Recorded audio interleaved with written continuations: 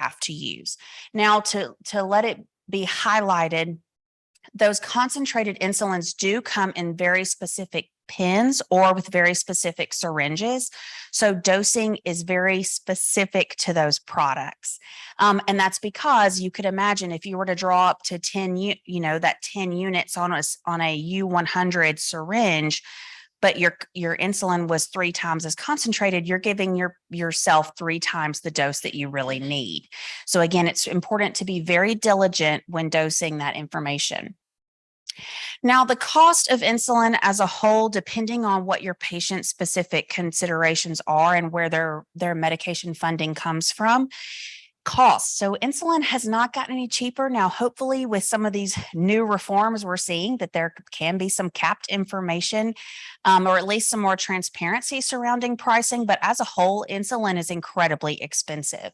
Now, the caveat to this is that there are a couple of products, in particular, regular human insulin, NPH, and then that 70-30 combo. Those can be purchased. So the cash price at Walmart as of late was $25 a vial. Now, again, that doesn't give you that really long acting coverage that you would get with your insulin glargine or the Degludec, but they can be purchased if cost is a huge inhibitor. Let it be known that those are available for much less than their comparators. The other cons with insulin as a whole is that they do come with a pretty significant risk for hypoglycemia. And so as you are probably well aware, hyperglycemia, while it is a concern, it's a concern in the long term. We want to control blood glucose because we want to prevent those microvascular and macrovascular complications. Hypoglycemia, you're going to experience that in an emergent state. That is going to be a concern that is in the here and now. And so insulin is a common cause of hypoglycemia, not necessarily in a type 2 diabetic as much as you would see with the type 1, but certainly it is something to be aware of. Insulin also is associated with weight gain. Now, this is another reason that it's somewhat fallen out of favor with type 2 diabetics, because that's generally not a population that you want to experience additional weight gain, as fat tissues tend to be insulin resistant tissues. It's also associated with lipohypertrophy. So if you've ever seen a patient or if you know someone who they tend to have little lumps around their typical injection sites, that's because when we inject insulin under the skin, it actually alters the fat cells right there around the injection site. So that's why it's incredibly important to rotate injection sites whenever you're administering insulin. You make sure you want to go to the back of the arm. But as you can imagine, for self-administration, around the stomach is the easiest place. So you tend to see that tissue build up. Also, insulin as a whole with type 1 diabetes, absolutely, but it's kind of a non-negotiable. But with type 2 diabetics as well, there's a lot of treatment burden that comes with this because it usually is accompanied by glucose monitoring, which is a whole nother beast in and of itself. And so treatment burden with insulin often is why it has also fallen out of favor for treatment with type 2 diabetes. Lastly, it's an injection. And so patients, if you're needle opposed or you have experienced injection site reactions, those are some cons that patients can somewhat be hesitant to assume treatment with these things.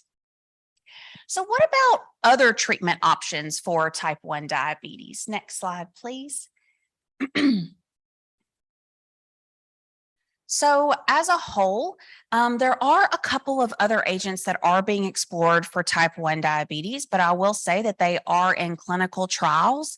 As a whole, I haven't really seen these done that much outside of a clinical trial setting. Now, but they are being studied and there's continued data being published all the time. But as we talk about non-insulin treatments for type 1 diabetes, the first agent I want to highlight is Pramalinotide. So this is another hormone that is coming out of beta cells as well. And so it is the synthetic form of amylin. So just like we produce insulin, we produce amylin, and they work together to help control glucose excursions. Now, as a whole, Pramlinotide is the only FDA-approved agent for type 1 diabetes that's non-insulin, but I want you to note that the A1C reduction is somewhat modest at about 0.4%, and it is another injectable that has to be added on top of their regimen. So I would say that the utilization isn't that high.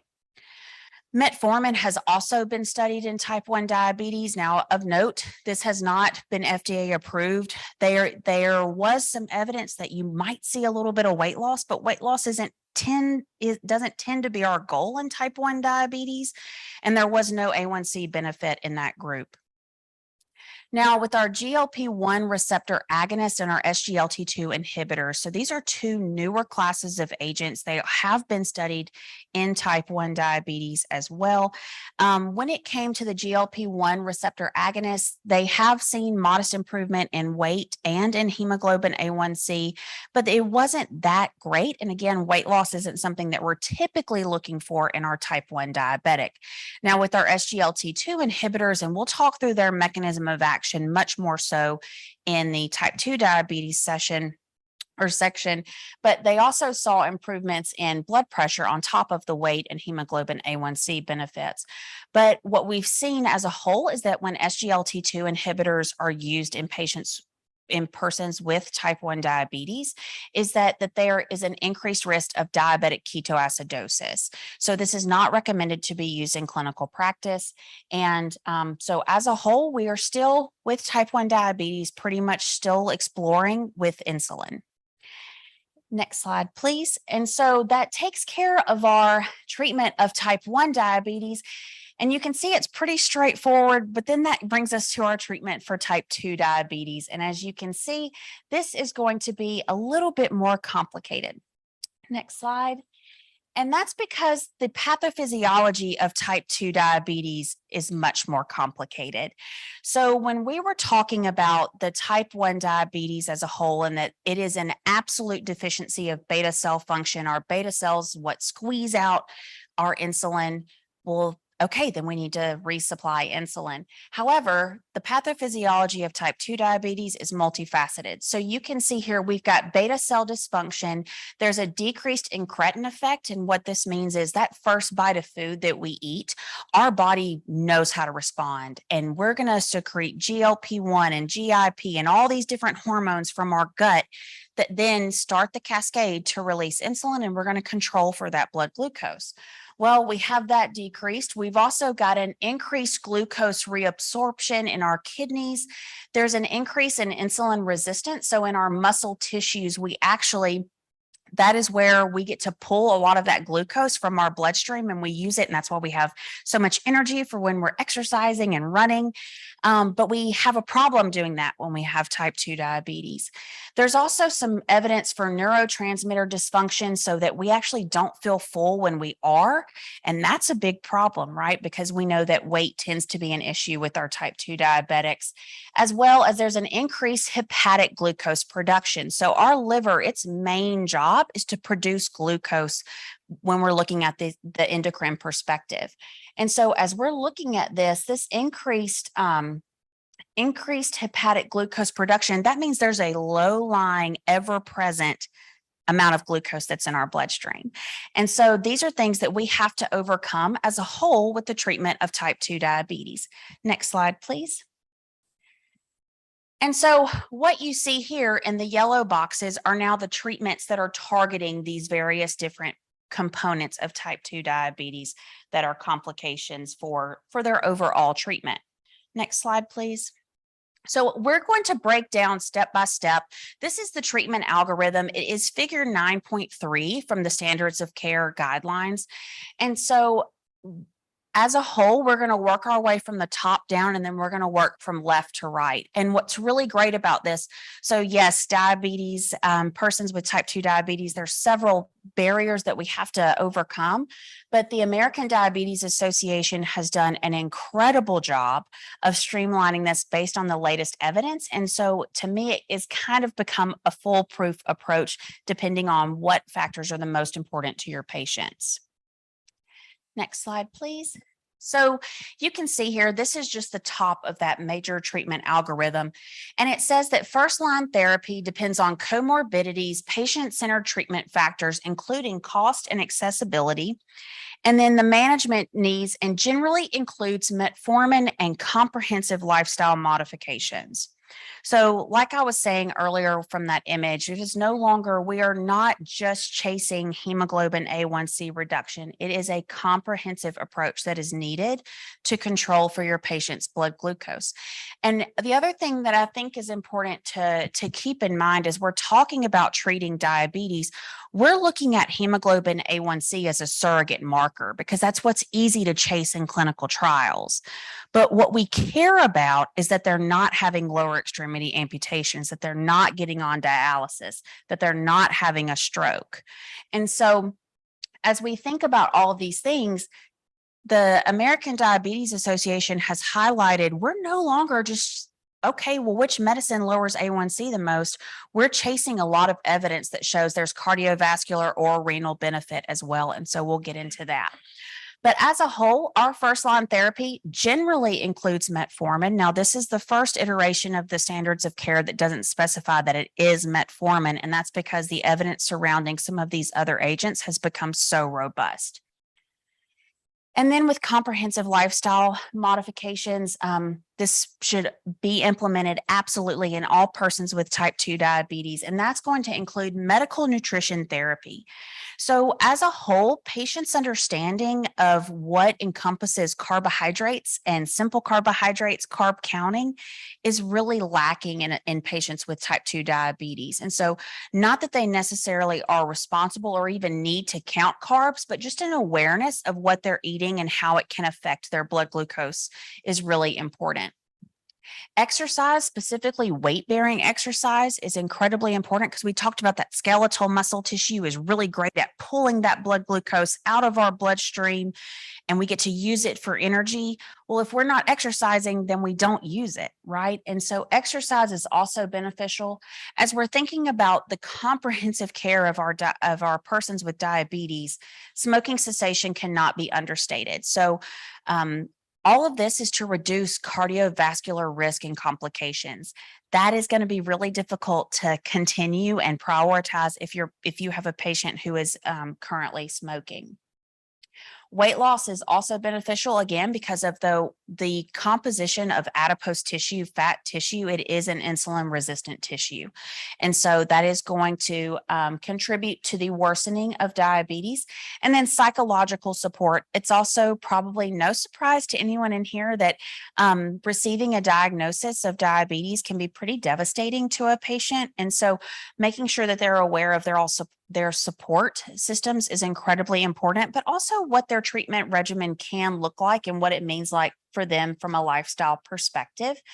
And that it's important to note that depression is very common in patients with type 2 diabetes. And so being on the front end of that and providing that psychological support is incredibly important. But let's spend a couple of minutes highlighting some of the most important details surrounding metformin. Next slide, please. So metformin, again, common first-line treatment in type 2 diabetes. And that's because it's got a long-standing history. It's an oldie but a goodie. It is super, super inexpensive. So it's no wonder that that's thrown on to so many patients' regimen, and it should be. It comes with really robust A1C reduction potential of 1.5 to 2%. It is important to note that it may require 8 weeks of therapy before it's really seen to be effective. And so if you're keeping up with how often you're measuring your patient's hemoglobin A1C, it takes at least 3 months to see that improvement in those numbers. But if they are checking their blood glucose on their own, they may not see any changes for a while. It is also a great option because it is associated with very low hypoglycemia risk. So you're not going to worry about a patient bottoming out or feeling really lightheaded and it being a dangerous situation. It's also weight neutral. If anything, it may cause some weight loss, and it also has some cardiovascular benefit from a lipid profile. So it has been shown to decrease triglycerides and the LDL cholesterol, so that low density lipoprotein. And it also improves, now just slightly, but still there, our good cholesterol, or that HDL cholesterol.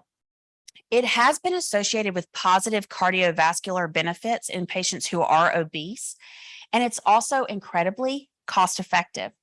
And lastly, it has been studied and can be used with just about any diabetes medication that's out there. So this is a great one to have at baseline, and then you're able to, from a patient-specific consideration, build from there. Next slide, please.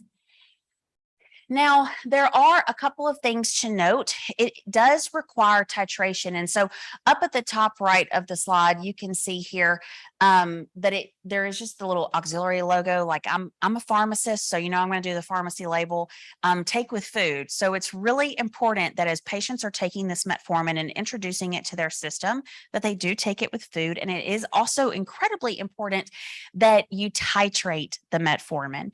And so you can see there are two different types of dosing, but our ultimate goal is to get to 2,000 milligrams per day.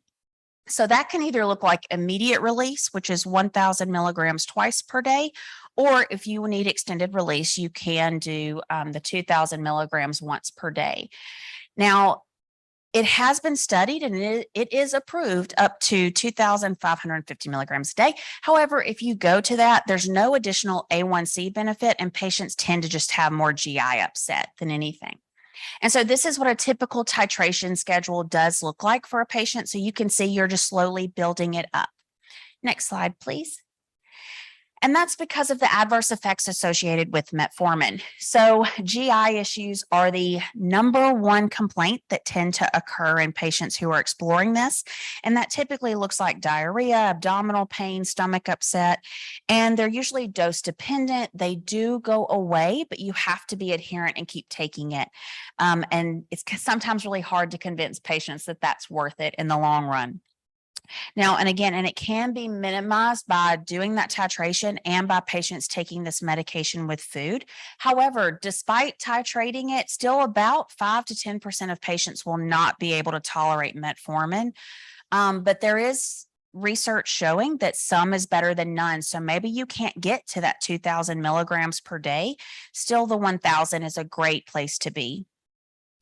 It is also associated with a metallic taste, so it is excreted into our salivary glands, so patients might complain of that.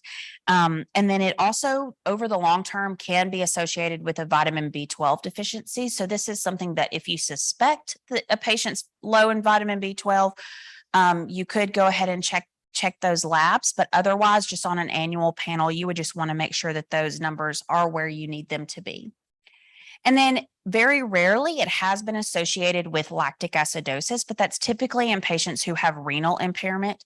And so there are some contraindications and concerns with renal impairment. And so you can see here, as a whole, once a patient's GFR gets below 30 milliliters per minute, that is going to be contraindicated to use metformin in that person. And so, as we know, diabetes can often progress with the complications, including chronic kidney disease. And so you're often checking those renal labs anyways. And so it's just important to keep in mind, as those numbers, if they do progress and continue to drop, that you're continuing to adjust or remove medications that are no longer safe or beneficial for that patient. As a reminder, if a patient is going to undergo a procedure with an IV contrast dye, you want to stop the metformin because if they are continued together, there is an increased risk for that lactic acidosis.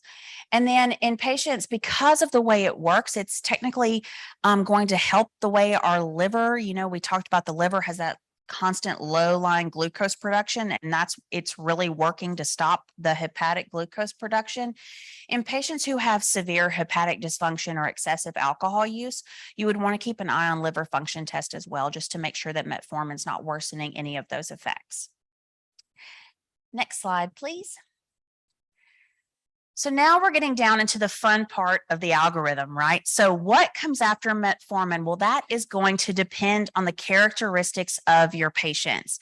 And so the American Diabetes Association has really broken this down in a lovely manner for us. And so it's pretty clear if a patient has ASCVD, and so that's atherosclerotic cardiovascular disease, there is evidence and it's recommended that they be placed on a GLP-1 receptor agonist or an SGLT2 inhibitor.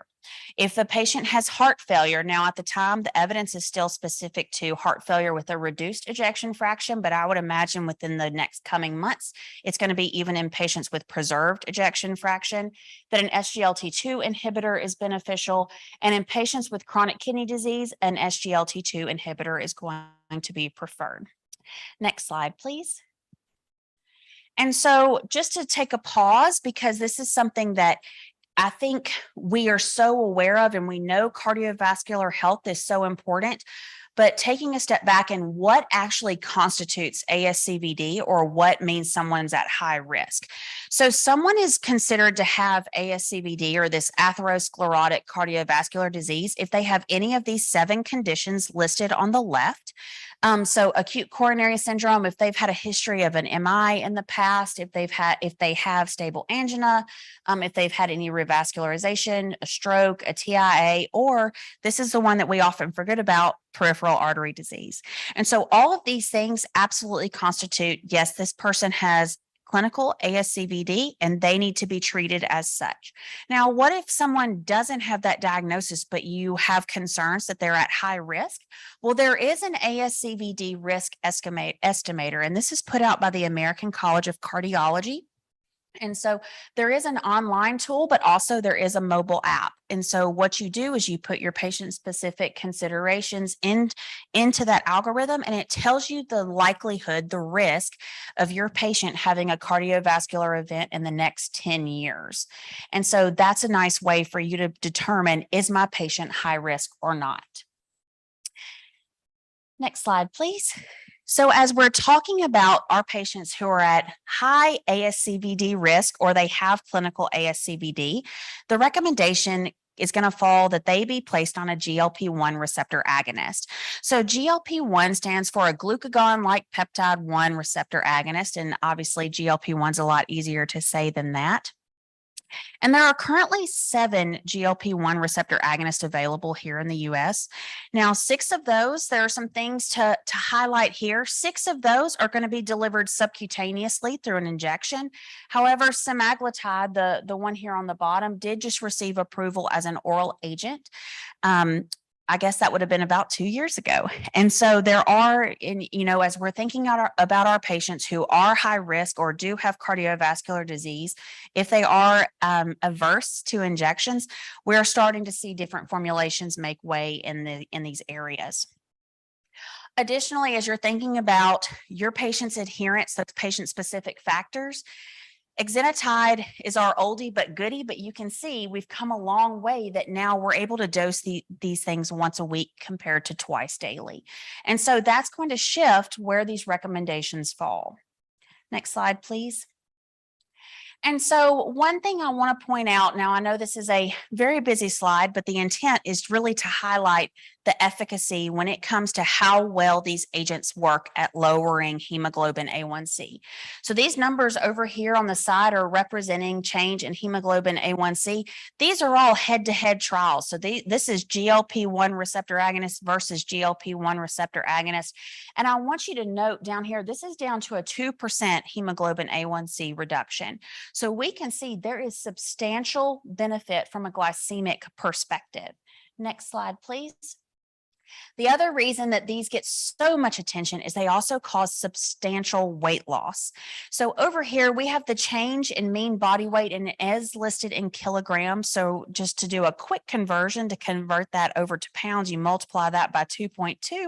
And so you can see here that we've got semaglutide here in this red, and you can see up to a 15-pound weight loss reduction. So that is significant for our persons with type 2 diabetes who are also wanting to manage their weight as well. Next slide, please. So why are these recommended for ASCVD and cardiovascular risk. Well, this all came about from the LEADER trial. So this was liraglutide versus placebo. And the whole reason that this is even being studied is because in 2008, the FDA decided that any medications coming to market to treat diabetes, they need to demonstrate and show that they're good for our heart, because again, that has a big outcome and big impact in persons with diabetes. So the LEADER trial was the first one done studying liraglutide versus placebo. You can see here the percentage of patients that had clinical ASCVD at clinical trial enrollment. So that means these are patients who have high cardiovascular burden. They were enrolled, and the primary outcome that these researchers were looking for was they wanted to see who had a cardiovascular event or death. And so pretty quickly, you can see in both of these groups that the patients who were administered liraglutide experienced benefits not only from these composite outcomes where they're compiling all this data to try and meet a statistical endpoint, but death from cardiovascular causes was also lower in the liraglutide group, and it was a statistically significant difference.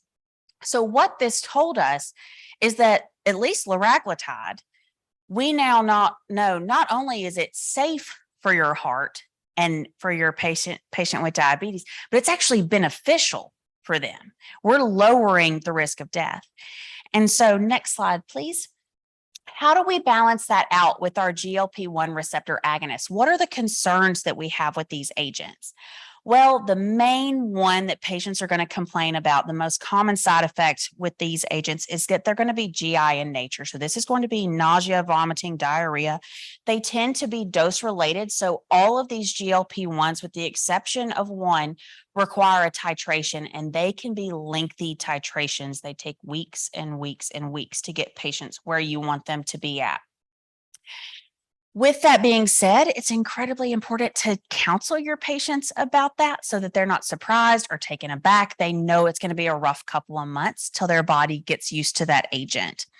They are also associated with fatigue, headache, and depending on the combination medications that can occur, they can cause some hypoglycemia, and that's because they do have if you go back to that physiology and the pathophysiology of diabetes slides, the way that these medications work, they hit on so many different areas that they can have some additive hypoglycemia effects.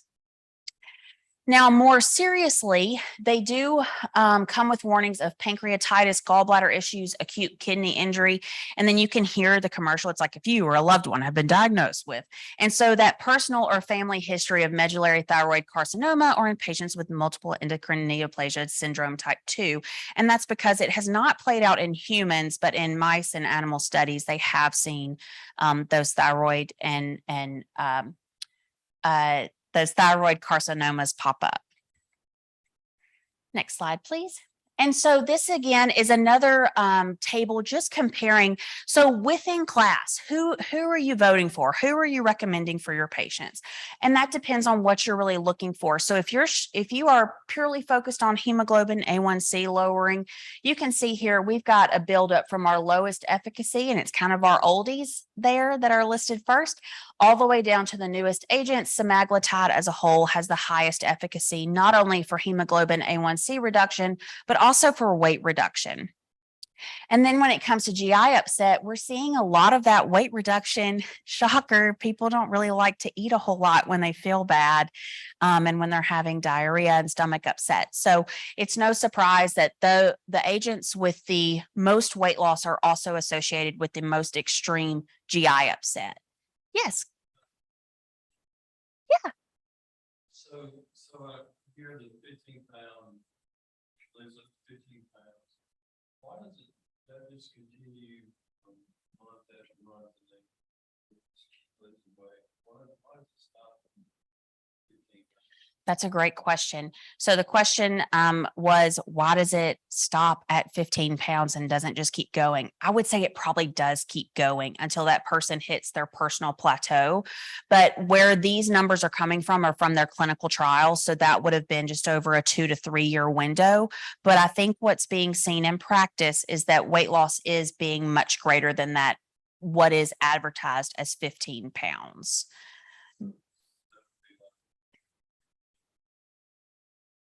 Yes, I would say that the reported weight loss that is being demonstrated by the marketing companies or the pharmaceutical companies, that's what they were able to demonstrate in their clinical trial windows. No problem.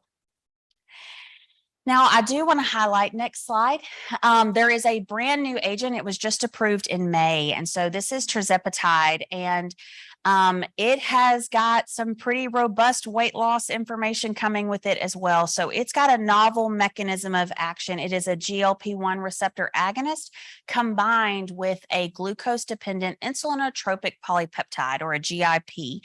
So this is called a twin cretin. So these are two incretin hormones that are released when we typically eat.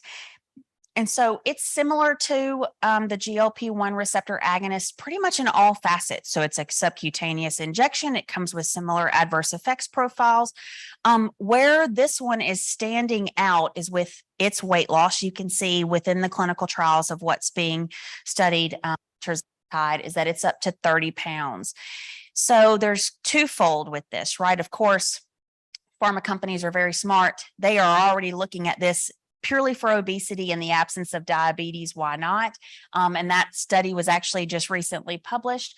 But also there are some nuances associated with the Trezepatide, and let it be known. So we've got all of this. We can assume that there's going to be cardiovascular benefit, but it hasn't been demonstrated. And that cardiovascular benefit data won't be out for a few more years, because we can see weight loss pretty quickly. We can see A1C reduction within 3 months.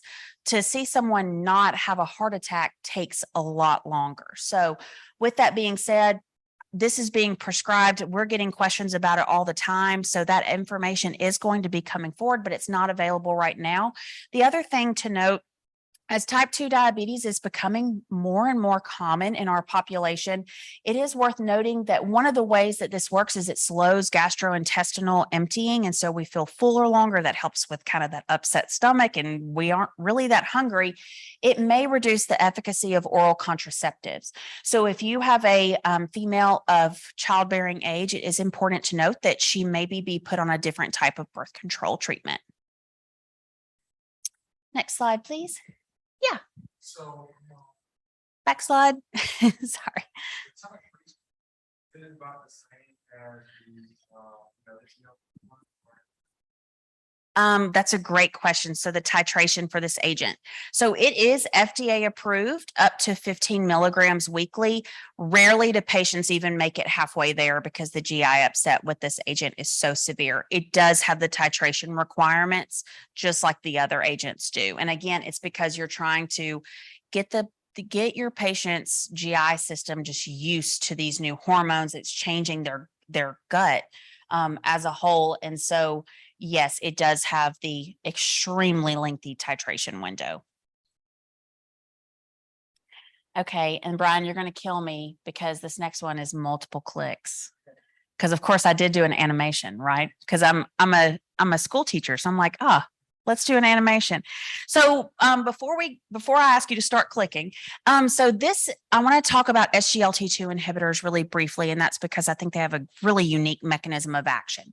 So this is going to be our proximal renal tube. This isn't our kidneys. Main thing I want you to keep in mind is that in a normal state, when you urinate, you don't excrete any glucose because glucose all gets reabsorbed in the proximal tubule of our kidneys. And so by this SGLT2 pump. So this is a pump that then takes all this glucose that we would otherwise excrete, that would otherwise be with our waste products. We reabsorb it all. Brian, will you start clicking? Okay, so if we block that pump, such as through the use of an SGLT2 inhibitor, keep going for me, then we block that reabsorption of glucose into our bloodstream, and I think go on, do 2 more clicks. So now that means our glucose is able to make it all the way through, and we do excrete the excess glucose through our urine. Next slide, please.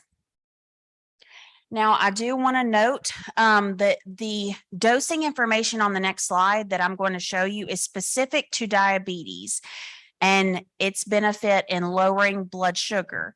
That is going to be different than how SGLT2 inhibitors are used in heart failure, and that's also going to be different than how SGLT2 inhibitors are used in chronic kidney disease. So the statement that guidelines have, and that I think is worth noting, is that once the GFR falls below 30 milliliters per minute, SGLT2 inhibitors do not lower glucose anymore. However, their benefit for our kidneys and in heart failure is not glucose dependent. So if you were to ask someone about an SGLT2 inhibitor a few years ago and their GFR starts to fall, you're like, oh, get it off, back it off. It's not doing good anymore. It's not the case anymore. So there's a lot of evidence that until a patient gets on dialysis, you're likely going to continue that SGLT2 inhibitor. Next slide, please. So, but as I said, this is the dosing specific to the treatment of type 2 diabetes. And so you can see here the SGLT2 inhibitors, the canagliflozins, or these are the flozins. And so you can see that they are oral agents, so that's a plus. They are also once daily, but they do have those renal cutoffs. Again, this is for a glucose perspective, but if they have comorbid chronic kidney disease or heart failure, those things are going to be treated differently. Next slide, please. And that's the benefits with SGLT2 inhibitors are robust. Now, their A1C reduction isn't as great as the GLP-1 receptor agonist or metformin, but it's still really good. It can also lower blood pressure. Now, is this a huge amount by about 4 over 2 millimeters of mercury? Probably not, but you do see blood pressure reduction. And you can also see some modest weight loss, 2 to 5 pounds. And so, but you see SGLT2 inhibitors across that spectrum, that you're using it in patients with Ascbd, you're using it in patients with heart failure, and you're using it in patients with chronic kidney disease. And it's through that mechanism of action and how it works through the kidneys and helps us excrete that excess glucose through our urine. Next slide, please. So where did we get the SGLT2 inhibitor data for Ascbd reduction? So this is the Infrared trial. And so as a whole, you can see that they enrolled patients. 99% of the patients in the study had clinical Ascbd. They had over 7,000 patients enrolled as a whole, and just over a median follow-up of 3 years. So keep in mind, that's really short. They still saw significant improvement, not only in the primary outcome of MI, stroke, or cardiovascular death, but even in just cardiovascular death alone, treatment with empagliflozin did improve those patients' outcomes. So again, this is now another class of agents that it's saying, not only are we okay from a cardiovascular perspective, but we benefit you from the cardiovascular perspective. Next slide. Now, what about the heart failure? Well, it was through all these Ascbd trials that they found, look who's doing really well on these agents. It's our patients with heart failure. So then, shocker, there was going to be a clinical trial done to evaluate that, right? So dapagliflozin versus placebo, they had nearly 5,000 patients in it. And this was the first trial that they didn't really care if they were type 2 diabetic or not. They wanted to see in patients who had heart failure. And so you can see here pretty quickly, there was significant benefit for patients who were on dapagliflozin compared to placebo. So now this is the first trial to say, hey, this class of agents is going to not only not hurt our patients with heart failure, but it's really good for our patients with heart failure. And so that's now why you're seeing these medications used in the complete absence of diabetes. Next slide. Now, this is where we're getting some new information. So for the first time ever, Standards of Medical Care in Diabetes, there is an entire section devoted to chronic kidney disease. Now, chronic kidney disease has been a long known and long-standing complication of diabetes, but the stance from the American Diabetes Association is new. And so this is a whole new section, and that really came off all these cardiovascular trials where they thought, okay, so our heart failure patients are looking really great with this. You know who else is doing really great? And those are our patients with chronic kidney disease. So then that brought us to the Credence Trial. So this was canagliflozin versus placebo. They did include patients with diabetes, but what they wanted to look at was a primary composite outcome of end-stage kidney disease, doubling of the serum creatinine level, or renal or cardiovascular death. SGLT2 inhibitors benefit that group. And then just end-stage kidney disease alone, not only did it not hurt, but it helped with the progression. It delayed the progression of end-stage kidney disease. Now we have this evidence that tells us, well, great, now SGLT2 inhibitors, we also can delay kidney complications in our patients if we can use these agents. Next slide, please. So what are our concerns? What's the problem? Why aren't we just putting this in the water? Well, because of the mechanism of action, when you are secreting a bunch of glucose through your urine, what else loves glucose and sugary environments but bacteria and fungal infections, right? And so genitourinary fungal infections are the most common complication from SGLT2 inhibitor treatment. There is also a slight increased risk in UTIs, but as a whole, it's going to be your genitourinary fungal infections. With that mechanism, with the sugar also goes water. And so patients can experience some hypotension as a whole and ketoacidosis. This is not only, it is way more common in type 1 diabetics. Remember, we talked about that earlier, but in patients who are dehydrated, it can also occur in your persons with type 2 diabetes. The Canvas trial came out. You've probably seen those infomercials if you or a loved one have taken, Invokana. So that's with the canagliflozin trials. And so what was found at that time was that patients who were administered canagliflozin had a higher rate of bone fracture, had a higher rate of lower limb amputation. Well, now that data has continued to be fleshed out, and they're kind of saying that doesn't really exist. It was kind of nuanced. And when I say that there was an increased risk, in the placebo group, it happened in 3 people, and in the canagliflozin group, it happened to 6. So if, depending on how you look at that data, it was double the rate, right? But again, this is out of thousands and thousands of patients. And so as data has continued to accumulate, this is conflicting data. As a whole, I would say, if you have someone with severe bone issues, just don't let that be your first choice for them, right? And then acute kidney injury. So when you start SGLT2 inhibitors in a patient and you're watching their kidney function, it's not uncommon to see an acute bump in serum creatinine, but that should resolve. So it's going to be if there's a long-standing issue. And again, that's usually secondary to dehydration or other nephrotoxic combinations that you tend to see that. Next slide, please. So then this brings us to our newest agent, and this is going to be kind of they call this the new kid on the block. So this is Phanerone, and this is the first non-diabetes medication that is being discussed by the American Diabetes Association. So Phanerone, the quote from the guidelines is, in patients with CKD who are at an increased risk for cardiovascular events or CKD progression and are unable to use an SGLT2 inhibitor, Phanerone is recommended to reduce this progression. So let's talk about Phanerone. So Phanerone is a non-steroidal mineralocorticoid receptor agonist. Okay, you've seen these before. It's the same as spironolactone. The difference here and the one-off in the marketing pitch is that it's non-steroidal, so that in theory, it shouldn't have as many adverse effects. So it actually got FDA approval last year to reduce the risk of kidney and heart complications in chronic kidney disease associated with type 2 diabetes.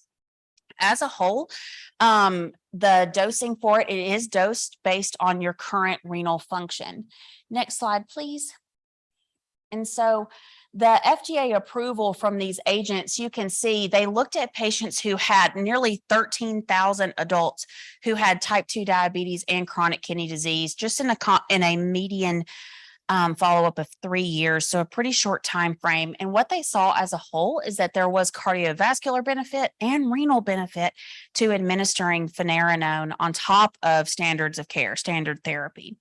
But this did come at the cost of hyperkalemia, and that's going to be a complication associated with all of our mineralocorticoid receptor agonists. So next slide, please. So traditionally, like, where does this fit, right? This is a one-off. This is the American Diabetes Association was even the first group to make a statement about Phanerone. So when you're thinking about slowing progression of kidney disease, don't jump straight to this new agent. It's important to remember that your first line recommendation for this is proper glucose and blood pressure control. And then from there, you're going to have your ACE inhibitor or your ARB for that blood pressure control that also has that dual renal benefit. And then what we've already followed, what you're going to get that additional blood glucose lowering from is from your SGLT2 inhibitor. And then if not, your GLP-1 agonist. And then it's going to be your third line that you would even consider adding on a mineralocorticoid receptor agonist. So I just wanted to highlight this in case any patients start asking you about Phanerone, or you start seeing prescriptions for Phanerone and it's kind of sounding new to you. It's because it is very new. And so I imagine more data will continue to be emerging, but I did just want to introduce this so that you would be aware in case someone did ask about it. So next slide, please. So I've shown you a bunch of clinical trial data, but what does it all mean? So these are the agents that are actually have the data to back them for their use for these agents in these different risk areas. So when we're looking at Ascbd risk reduction, the GLP-1 receptor agonists that have that proven data that have shown that cardiovascular benefit are listed there for you. Same thing with the SGLT2 inhibitors. Now, when you're looking at heart failure, the SGLT2 inhibitors, it probably is going to be a class effect, but those other manufacturers just hadn't studied those yet. These are the ones that have been studied and are listed specifically in the guidelines for you. And then same thing over here for CKD. We've got the SGLT2 inhibitors and the GLP-1 receptor agonists that have been studied. And I just have a question mark behind the Phanerone. I haven't seen this used yet. I don't know when it would be used, but I did just, again, want to bring it to your attention. Next slide, please. Okay, so that was a mouthful. You basically feel like there's a lot about metformin and SGLT2 inhibitors and GLP-1 receptor agonists, but what about all the other agents that are used every day to treat diabetes? Where do they fit in? So next slide, please. So these are also in the algorithm. They just don't get near as much attention. And so say that your patient doesn't have ASCVD, your patient doesn't have heart failure or chronic kidney disease. What are those other patient-specific considerations that you need to keep in mind? Well, it depends. Do you need to minimize hypoglycemia? Is it important that you minimize weight gain or even promote weight loss? Or is cost going to be the biggest thing? So I have here listed for you the GLP-1 receptor agonists that have shown the most robust weight loss, or again, and these are specified in the guidelines if you are just looking for some light reading. It is only like 30 pages, so it's not too bad, but those are highlighted there for you as well. But let's break down some of these other agents. And so we're going to start with our Dpp4 inhibitors. Next slide, please. So as a refresher, these are dipeptidyl peptidase 4 inhibitors. So we've got alogliptin, linagliptin, saxagliptin, and sitagliptin. And you can see why these are starting to not necessarily have as much utilization from an A1C reduction perspective. So they don't have that robust 1 to 1.5% reduction, but they do still have additive benefit. They certainly still have their place. So therefore, they are a second or third line treatment option. As a whole, they're really well tolerated. Patients don't really mind having these thrown on. They don't really come with a risk for hypoglycemia, and they are weight neutral, which again is incredibly important in persons with type 2 diabetes. Next slide, please. But what about their cardio? Why aren't they listed with the ASCVD stuff like the rest of the agents? Well, so all of them have been proven safe. So that 2008 mandate that said, hey, if you're coming out here to treat diabetes and you're trying to promote your agent, you need to prove that you're safe. Well, they've all proven that they're safe, but what about, do they benefit us from a cardiovascular perspective? Well, that's where the evidence seems to be lacking. So as a whole, Dpp4 inhibitors don't hurt us from a cardiovascular perspective. They just don't help us in a cardiovascular perspective, which is why they're now considered second or third line treatment options. Because again, very rarely do you have a person with type 2 diabetes that is their only clinical diagnosis, right? They tend to have other comorbidities. And so that's why these have somewhat just fallen a little bit further down the treatment algorithm. Next slide, please. And the other concerns as a whole, so there are some common side effects that are pretty funky with our DPP4 inhibitors, including runny nose and a headache. They do require dose modifications, and there are some drug-drug interactions that are noteworthy. So if a patient's on immunosuppressants or HIV treatments, there are some significant ones, and they are all still brand name only. So they do come with a higher cost. There is also an increased risk for heart failure hospitalizations. You've also heard these, that they, because of the way that they work and their mechanism of action, they are associated with pancreatic cell turnover. And it's maybe through that proliferation that's hypothesized that they could be associated with pancreatitis and pancreatic cancer. But as a whole, the data is still inconsistent. But patients, if there is a history of pancreatitis, alcoholism, or pancreatic cancer, that these agents would need to be avoided. And then DPP4 inhibitors, the mechanism as a whole is really kind of unknown why they cause joint pain, but it does resolve with drug withdrawal. The other thing that's interesting to note about DPP4 inhibitors and joint pain is that it can occur at any point in the treatment therapy. So it can occur after a person's been on it for 2 weeks or 5 years. So it's just one of your best ways to see if their joint pain is actually secondary to your DPP4 inhibitor is stop it and see if that joint pain goes away. Next slide, please. So the other agents that you're very familiar with probably are your sulfonyl ureas. And so I've got all of them listed here for you, with first generation up at the top, second generation up at the bottom or down at the bottom. Basically, that first generation just means it's the older agents compared to the newer agents here listed at the bottom for you. Now, when it comes to their dosing, it's important to note that all of your sulfonyl ureas, they're dosed once daily, 30 minutes before the first meal of the day. And with those older agents, you don't see them utilized as often because they tend to have more severe adverse effects and prolonged hypoglycemia. Next slide, please. And so sulfonyl ureas, despite all this other great stuff that we've talked about, how great GLP-1s are and Sglt2 inhibitors are, these are still the second most commonly used agent. And that's because they do a great job of lowering A1C and they're extremely cost effective. These are an oldie, but a goodie. So do they have all that cardiovascular benefit and all of that? No, but can they still lower hemoglobin A1C? Absolutely, yes, they can. And so one other thing, though, that's important to note with sulfonyl ureas, 75 to 90% of all patients with type 2 diabetes respond initially, but the long-term efficacy is questionable. What does that mean? What does that look like? Well, as we think about it, type 2 diabetes is a progressive disease, meaning that it tends to get worse over time. Well, our beta cells in our pancreas, their job is to squeeze out insulin. And so every time we have a meal that's loaded with glucose, our beta cells get exhausted. Well, sulfonyl ureas, the way that they work, they squeeze our beta cells to make them work. Well, after a while, our beta cells are really taxed. And so it's kind of a rule of thumb that after about 8 to 10 years, you probably can take that sulfonyl urea off of that patient's medication list because it's no longer working for them. Their beta cells have been squeezed as much as they can be squeezed. And so, again, it's something that you can test. You can take off and see if blood glucose changes. But if you've had a person who has longstanding diabetes and they've been on sulfonyl ureas 10, 15, 20 years, this is an agent that can probably be stopped because its benefit is probably run its course. Next slide, please. Oh, back one, I'm sorry.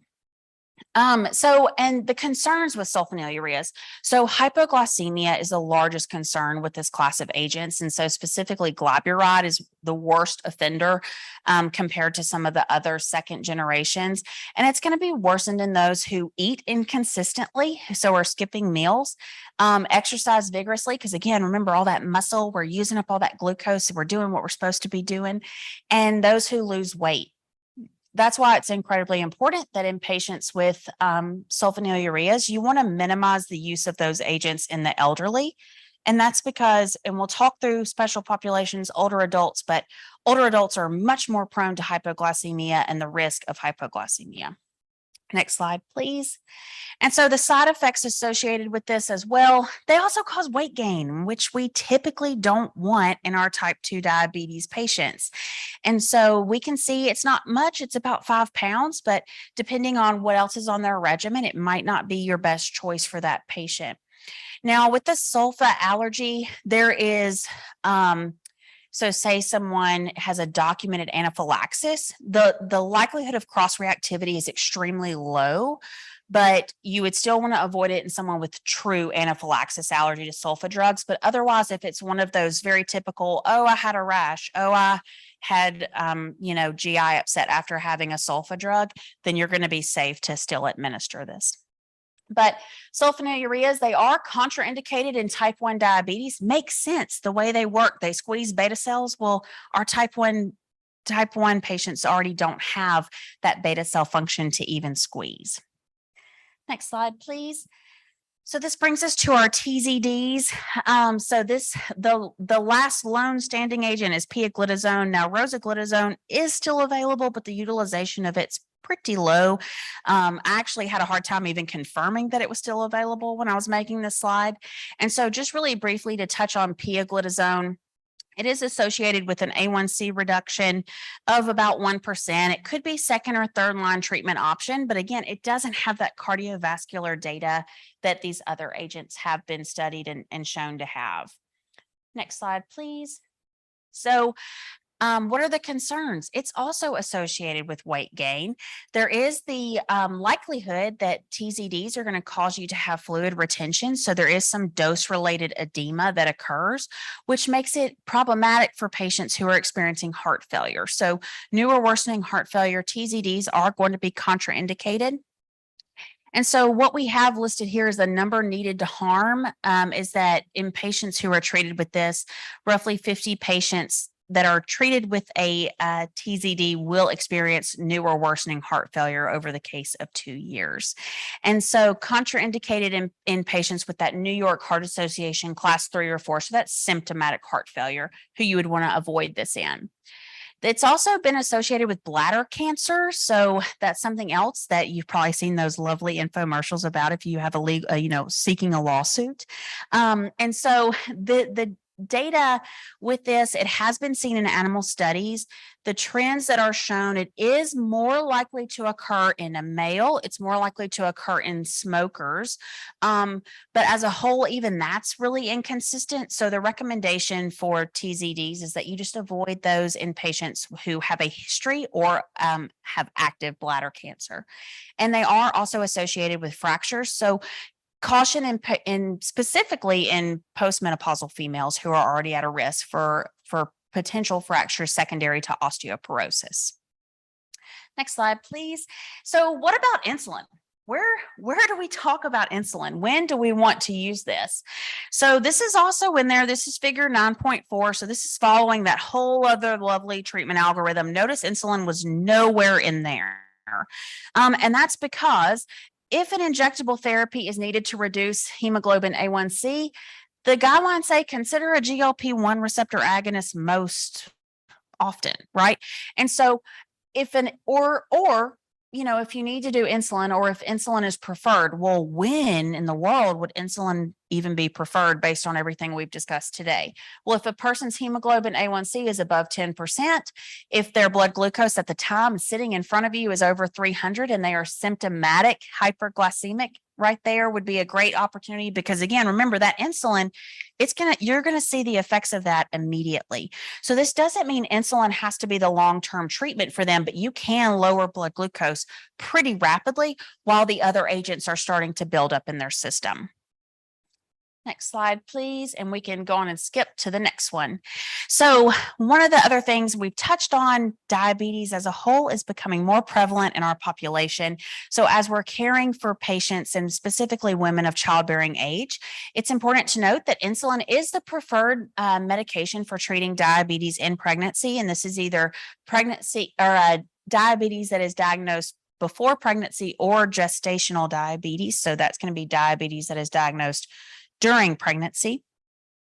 But what's worth noting is that with all of our hormonal changes that we encounter during pregnancy, frequent monitoring and insulin titration is likely going to be required. Now, metformin and glyburide have been studied, and both agents do cross the placenta, so that's worth noting, but there's still not very much long-term data to show what that effect is on a fetus. Next slide, please. No, the other special population that's near and dear to my heart, I love geriatrics. And as we age, there are some things that occur to us physiologically that predispose us to complications from diabetes as a whole. So the first one is that we have an increased insulin resistance. So one of the things that occurs as we age, it's a shame, is that our muscle tissue is replaced with fat tissue. So from a physiologic perspective, we technically peak when we're about 27 from a muscle to fat ratio. And so knowing that, how do we keep up from keeping patients who are experiencing glucose excursions and diabetes as we age? So we've got increased insulin resistance. Beta cells, remember, they get tired over time, and diabetes is a progressive disease. We've got those changes in body composition. So fat is now replacing muscle tissue, impaired mobility, all the comorbidities that often accompany us as we age, alterations in food composition, intake, and timing. So thinking about that appetite changes as we age. We're not eating 3 square meals a day. Maybe we're only eating, depending on living situation, if a long-term care facility, are we eating in the room? Are we eating in cafeteria with peers? And so there's a lot of inconsistencies that can occur as we age that impact our glucose control and treatment options. Any genetic or ethnic influences that occur as we age. And then there's also psychosocial factors and exogenous stress that can impact us. Next slide. The other component of this that's very unique to the elderly is hypoglycemia, and that's because older adults are more prone to hypoglycemia. Now, what I mean by that is that as we age, typically we start to feel hypoglycemic around 70. So 70 milligrams per deciliter. Well, as we age, that buffer lessens, and I'm not really going to start to feel hypoglycemic until my blood glucose gets to about 50. Not only that, so I'm not having my typical signs and symptoms, but when's the last time that if I've had longstanding diabetes, that I really thought about what my symptoms of low blood sugar are? And so older adults, we've got a warning buffer that lessens, but we're also less likely to recognize those signs and symptoms of hypoglycemia. So some of those symptoms that it's important to remind our patients about, we can think about the hunger, right, and the sweating, but what about mental status changes, poor coordination? And in the most severe cases of hypoglycemia, patients can experience seizures and stroke. So these symptoms as a whole will lessen in intensity as aging occurs, and this is going to be compounded by any patients who have cognitive issues. So the minute you start to have someone who maybe isn't able to manage not only their food, but their medications independently, that's going to compound the seriousness of hypoglycemia. Next slide, please. And so then that brings us to some of the medication considerations specific to older adults. And it's just important to remember metformin still is going to be first line, but this is where we start to think about that long-standing diagnosis of diabetes. What is our renal function, and is it time that we pull that off? And what about vitamin deficiencies? So we know B12 can be accompanied there, but is there anything else we need to be checking for? With our Sglt2 inhibitors, don't forget they can cause dehydration, and they could be associated with a fracture risk. So if you've got an older adult, and I'm thinking about my uncle who is a farmer and stays out on his tractor all day, an Sglt2 inhibitor is probably a really poor choice for him if he's not hydrating all day long. And so remember to keep those things in mind when we're thinking about GLP-1 receptor agonist. As we age, we do still see cardiovascular benefit, but is weight loss still your goal if your patient's in their 80s? If they're in their 90s, probably not. And so again, Dpp4 inhibitors, don't forget that joint pain, is this something that is a normal part of aging? Probably not. We're not supposed to just hurt as we age. So don't forget that can accompany those agents at any point during their treatment. With the TZDs, they also come with fracture risk, and they also do have those heart failure concerns. And then insulin as a whole, it is associated with that hypoglycemia, which we know is a big deal. Next slide, please. And just to highlight the importance of the hypoglycemia concerns in older adults, if anyone is familiar with the Beers criteria, so this is the American Geriatric Society publication. It tends to come out, it's supposed to come out this year. Again, the update showed it's supposed to come out every 3 years. The last update was in 2019, and they had 2 specific categories for endocrine and blood glucose treatment as a whole. So the recommendation at the top was that in older adults, these are medications to avoid in all older adults, regardless of comorbidities. The first one is sliding scale insulin. The second one is going to be the sulfonyl ureas. And so insulin in the sliding scale rationale is because that there's no actual benefit in the grand scheme on glucose control. So it can help us in the short term, but that the complications and the risk of hypoglycemia are going to outweigh any potential benefit. As we're looking at the sulfonyl ureas, that's going to be from that hypoglycemia risk. And so you can see rationale here is that there's a prolonged half-life in older adults. They are metabolized renally. And so as we have renal function changes as we age, which we do, those occur outside of any disease pathophysiology. There is a risk of severe prolonged hypoglycemia in our older adults specifically, and that's all of this is data driven. So what has been studied, what has come out in clinical trials is going to be your glimepiride and your glyburide. So if you're using a sulfonyl urea in an older adult, glipizide is going to be the preferred agent, and that's because its half-life is about half as long as those other ones. And that wraps up my presentation as a whole. So this is, again, just a summary of all the medications we talked through. And so you can see, again, those indicators of high risk or those special considerations for your patients. We've talked through some of these other components. And next slide, please. I just wanted to highlight, and this is what you have printed in front of you. So my other gig is that I'm a pharmacist within the Vanderbilt Health Affiliated Network. And so that supports primary care clinics across the state. And they make this lovely resource. And so they wanted me to share this with you all as just hopefully a great resource to hang in a clinic, share with a patient, again, as just a simple overview of diabetes treatments as a whole. And with that, I'm done, and I'm happy to take any questions.